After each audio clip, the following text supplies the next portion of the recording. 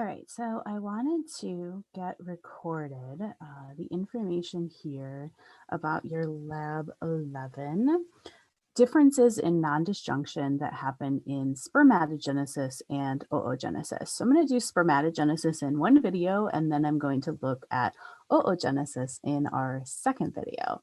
So first things first, this is a very broken down version of our meiosis to form in spermatogenesis. Now in this, one of the things I want you to think about is our original cell, which is up over here. What we're only looking at is X and Y. So we're ignoring the rest, but do remember that even though there's X and Y here, that there are also 22 pairs of autosomes that are present here. Okay, so these 22 pairs of autosomes are going to go through the same process that we're going to look at here. Like they're still going through meiosis. It's just we're kind of ignoring them because they're not the most important thing right now. So we are going to be looking at how the X's and Y's are going to be separated in spermatogenesis and how that applies to some of the disorders that we see in our lab book that have to do with the number of X and Y's that individuals are going to get. So this first arrow is basically representing interphase.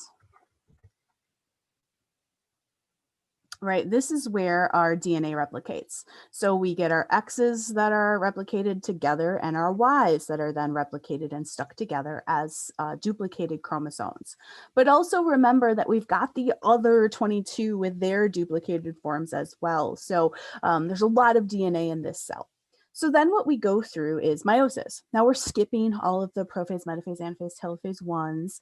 But what happens here is ultimately we should see the homologous chromosomes separates.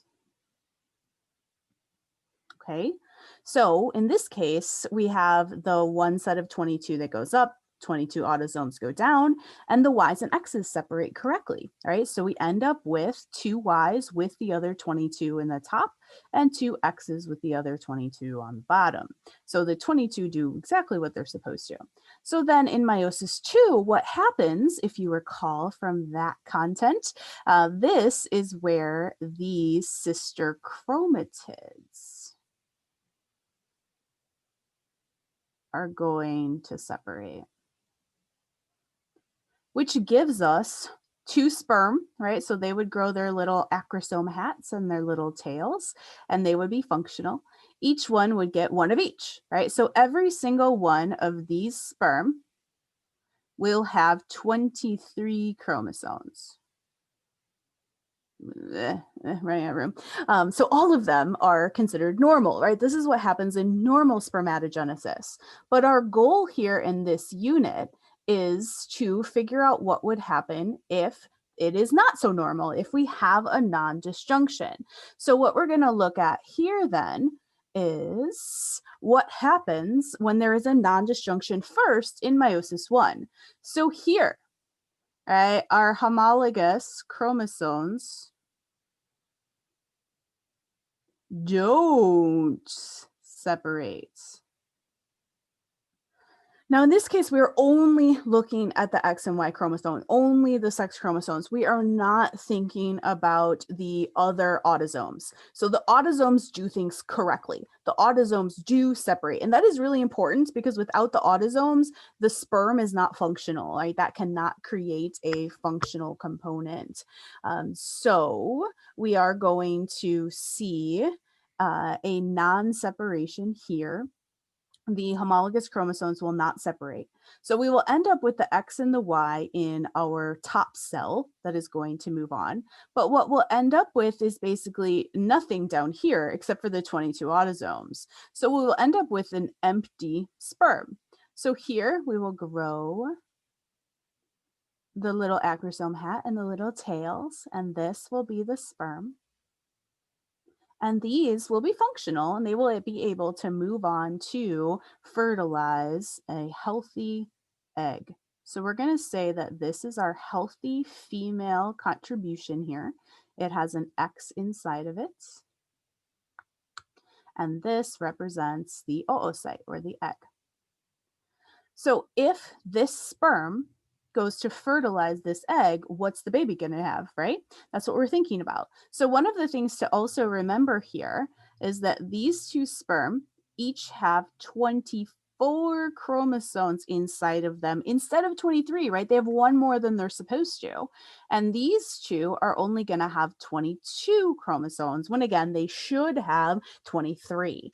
So how is that going to affect the child, right? Well, if we have a fertilization, each one of these babies is going to get an X chromosome from mom. So mom contributes her X chromosome just fine, and all other 22 autosomes, right? Those are all contributed as well. And then what we see is that baby 1 and 2 are going to get an X chromosome from dad and a Y chromosome from dad. But the second two babies are going to get no sex chromosomes from dad, right? They end up as basically an empty, a nothing. So they have the X chromosome from mom, which is good because you need an X chromosome to be alive, but they are going to not get anything from dad. So if you look in your lab book, you will see a list of syndromes that can be diagnosed if we know is a differing number of sex chromosomes than what we would consider, a normal 46 chromosome cell. So XY is what we call Klinefelters. Klinefelter's individuals have 47 chromosomes instead of 46, right? Because they have one extra. Now, X and O are going to have Turner. Turner means that they have, instead of 46, they have 45 chromosomes that are going to be present. And my computer is telling me that the battery's dying, so I should plug it in. So this is what happens if meiosis 1, right? We end up with individuals who can have Klinefelters and individuals that can have Turners. So now let's look at what happens if we have a nondisjunction in meiosis 2. So notice here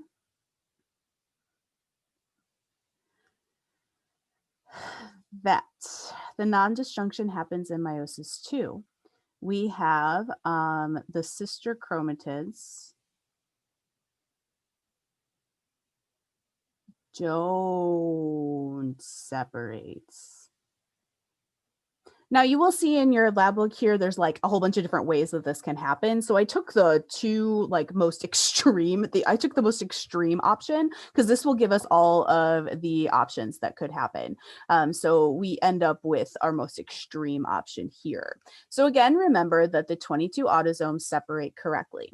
But what we're going to do is take these, all right, they're going to grow their little hats. They're going to grow their little tails and they're going to be fully functional. Again, this column is sperm, and we are going to mate them with the egg. So again, mom is going to contribute a healthy X and the 22 autosomes. Dad is going to have a couple of different options here, right? So every child will get an X chromosome. Again, very important because everyone needs at least one X chromosome or you are not successfully going to develop. Now, let's see. Oh, wrong color. Boop. The first option here is going to have a fertilization that has 2 Ys in the sperm, okay? Then we have the option where there was nothing in the sperm, but mom still gives the X, so we're all good there. And then there's one option where the baby is going to get 2 X's. So these are 2 different disorders that we see listed in your lab book. So XYY is called Jacob's. All right, Jacob individuals have 2 Y chromosomes. They are going to have 47 total chromosomes. XO we've already talked about. This is Turner. Right, so both of these are Turner, and these will have 45 chromosomes. And then this one here, the 3 X's is called polyX. This person is also going to have 47 chromosomes. So when we look at the variations that can happen between spermatogenesis errors in meiosis 1 versus 2, there is a difference. You can see that there's a pattern there, and that is something that you should be tracking as you are doing the questions that are in your lab book on page 160 something with a list of 6 questions. So if, here's your pattern that I can show you, if you end up with 2 of the same thing in the final, that means that the non-disjunction happened in meiosis 1. Okay, so if you have 2 of the same gene, then your non-disjunction happened in meiosis 2.